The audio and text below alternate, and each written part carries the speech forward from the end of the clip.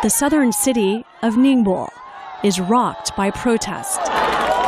Thousands of residents are speaking out against the construction of a petrochemical plant near their homes. The number of such mass incidents is increasing, and it is directly linked to the growth of China's middle class, says sociologist Wang Feng. He says as incomes rise, so do expectations. That is why we're looking at a society that has changed, and that's really ready for this individual pursuit and the rise of individualism. Disputes over land ownership are a leading cause of social unrest in China. Lawyer Wang Cailiang represents land seizure victims. In 2003, in Jiangsu's Nanjing, there was the first self-immolation for this reason. From that moment it started. People started to become more aware of their individual rights.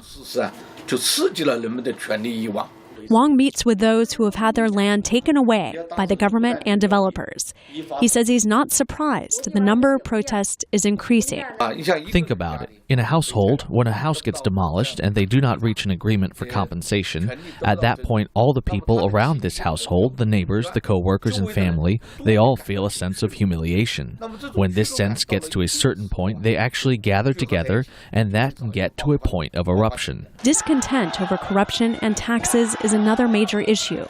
Last year, protesters in the eastern town Zhili torched cars and marched through the streets to protest taxes. In some cases, the government caved in to protesters' demands, while simultaneously cracking down on instigators. China's government is debating ideas for when and how to reform. The current leaders are quite aware of them. They've been talking about this for many years.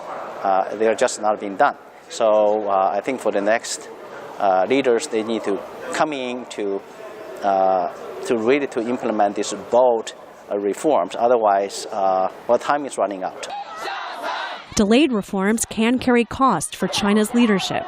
In Ningbo, the local government promised to stop expanding the petrochemical plant pending a scientific debate. But by that time, authorities had lost credibility, and it took days more for skeptical protesters to disperse. Shannon Van Sant for VOA News, Beijing.